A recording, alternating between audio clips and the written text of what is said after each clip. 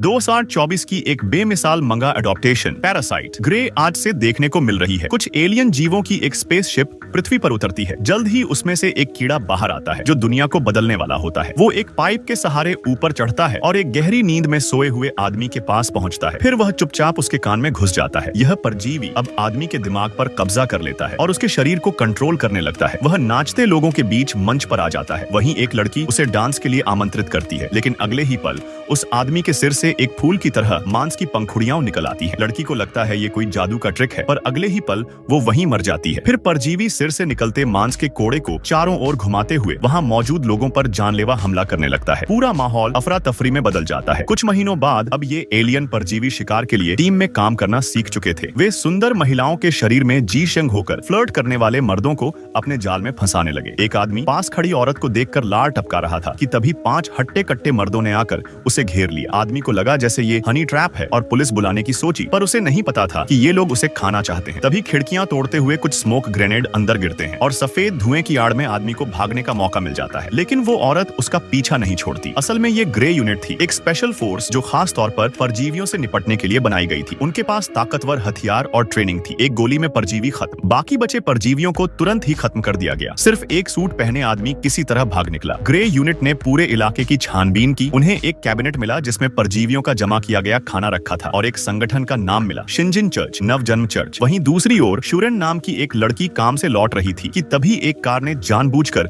उसे टक्कर मारी और वह सीधे मक्का के खेत में जा गिरी। एक शराबी आदमी कार से उतरा और शुरन को चाकू से कई बार गोद दिया। शुरन ने आखिरी ताकत लगाकर उस आदमी को धक्का मारा और लड़खड़ाते हुए भागने की कोशिश की, पर खून की कमी के कारण जमीन पर गिर पड़ी। तभी अचानक एक एलियन जीव का कैप्सूल उसके सामने गिरा और अगले ही पल वो आदमी जैसे किसी चीज ने बीच से काट दिया हो, वहीं मरकर गिर पड़ा। आधे घंटे बाद एक ट्रक वहां से गुजरा और उन्होंने पुलिस को खबर दी। शुरन को तुरंत अस्पताल ले जाया गया। जांच से पता चला कि हत्यारा खुद ही मौके पर मर गया था, जबकि पीड़िता की कमर पर भारी मात्रा में पुराने निशान थे जो कि कई साल पहले ठीक हो चुके थे। क्योंकि सरकार ने अब तक परजीवियों की जानकारी को सार्वजनिक नहीं किया था, इसलिए ये सब पुलिस अधिकारी लाओ बाय को बहुत अजीब लगा। जैसे ही उसे पता चला कि पीड़िता का नाम शुरन है, वो तुरंत अस्पताल गया। असल में लाओ बाय और शुरन पहले से एक दूसरे को जानते थे। शुरन ने बताया कि उसे कई बार चाकू मारा गया था, लेकिन मेडिकल रिपोर्ट ने कहा कि शायद उसकी याददाश्त भ्रमित है। अगले दिन शुरन ने अपनी सुरक्षा के लिए बस से घर लौटने का फैसला किया, लेकिन रास्ते में अचानक एक जोरदार मस्तिष्कीय तरंग महसूस हुई जिससे उसका सिर फटने जैसा दर्द करने लगा। फिर उसने देखा कि एक अजीब आदमी उसे घूर रहा है। शुरन को डर हुआ कि कहीं वही पागल शराबी न हो, इसलिए वह जल्दी से बस से उतर गई, लेकिन वह आदमी अब भी उसे घूरता रहा। उसकी गर्दन मानो 180 डिग्री घूमी हुई थी। शुरन को समझ आ गया कि कुछ तो गड़बड़ है, इसलिए वह तेजी से अपने घर की ओर बढ़ी। पर हैरानी की बात यह थी कि अब वो आदमी अचानक सड़क के दूसरी ओर प्रकट हो गया। शुरन ने जैसे ही फोन निकालना चाहा, वो आदमी उसकी ओर दौड़ पड़ा। तभी एक काले कपड़ों में औरत भी सामने आ गई और शुरन को चारों तरफ से घेर लिया। उन्हें लगा शुरन भी उनकी जैसी है, लेकिन उन्हें पूरा यकीन नहीं था, इसलिए वे अपनी पहचान छोड़कर उसे परखना चाहते थे। असल में शुरन भी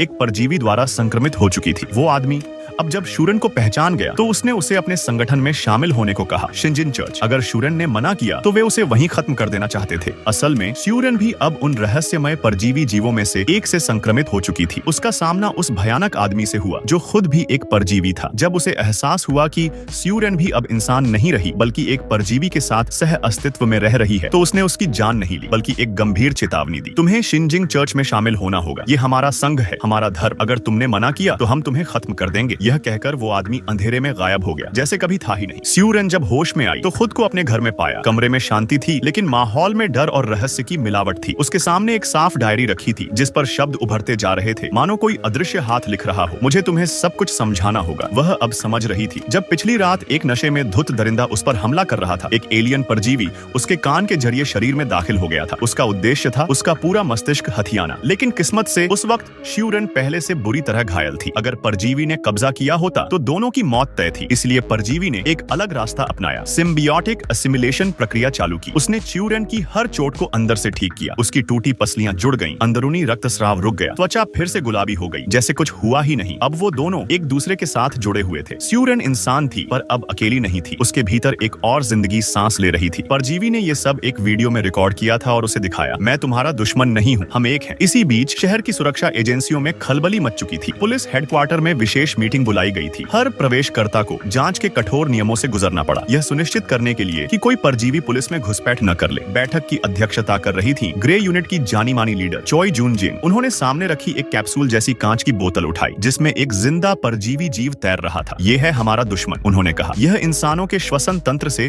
मस्तिष्क में घुसता है, फिर शरीर को पूरी तरह से नियंत्रित कर लेता है। इसे मारना आसान नहीं, इसके होंगशौ इतनी तेज हैं कि स्टील को भी काट सकते हैं। और सबसे भयावह बात, ये सोचते हैं ये बुद्धिमान है और इनका पसंदीदा भोजन इंसानी मांस है। तभी वो एक जीव पेश करती है जिसे ग्रे यूनिट ने तैयार किया था, हंटर डॉग, एक ऐसा प्राणी जो परजीवियों की दिमागी तरंगों को सूंघ सकता था। ग्रे यूनिट ने उसे विशेष रसायनों से अपने काबू में किया था। फिर वो अचानक कहती हैं, यह सिर्फ हमारा हथियार नहीं है, यह मेरा पति है। पुलिस अफसर हक्के बक्के रह गए। चॉय ने बताया कि कुछ महीने पहले उनका पति दाजी एक ऐसे ही परजीवी से संक्रमित हो गया था। वो दिन जैसे उसकी आंखों में फिर से चलने लगा। दाजी सुपरमार्केट के पास खड़ा था जब एक रहस्यमय एलियन कैप्सूल उसके ऊपर आ गिरा। वो लड़खड़ाया, गिरा और कुछ ही सेकंड में उसकी आंखें सफेद हो गईं, नसें नीली पड़ गईं और फिर एक अजीब सी चेतना ने उसके शरीर को जकड़ लिया। चॉय को जब खबर लगी, वो सुपरमार्केट से बाहर दौड़ी और देखा दाजी का चेहरा अब वैसा नहीं रहा। उसने चॉय पर हमला किया और उसका एक कान काट डाला। चॉय ने जान बचाकर एक रसायन की बोतल उठाई और जैसे तैसे उसके ऊपर फेंक दी। दाजी लड़खड़ाया, गिरा और उस दिन के बाद से चॉय ने कसम खा ली कि वो किसी भी परजीवी को नहीं बख्शेगी। इधर श्यूरेन फिर एक बार खतरे में पड़ चुकी थी। उसे दो अजीब लोग सड़क पर रोक लेते हैं। एक ने डरावनी आवाज में कहा, पादरी ने बुलाया है, बात करनी है, कार में बैठो। फिर उसने अपने हाथ से लचकती हुई एक होंगशू बाहर निकाली जिसके सिर पर आंख सी चमक रही थी। हमारे जैसे बहुत हैं, लेकिन जो अपने ही समुदाय के लिए खतरा बन जाए उसे हम खत्म कर देते हैं। मजबूरन श्यूरेन को कार में बैठना पड़ा। वो कार सुनसान रास्तों से होती हुई एक गुप्त अड्डे तक पहुंची, एक पुरानी पहाड़ी के अंदर बना अंधेरा गोदाम। वहाँ हजारों परजीवी इकट्ठा थे। बीच में खड़ा था पादरी, वो रहस्यमयी नेता जिसने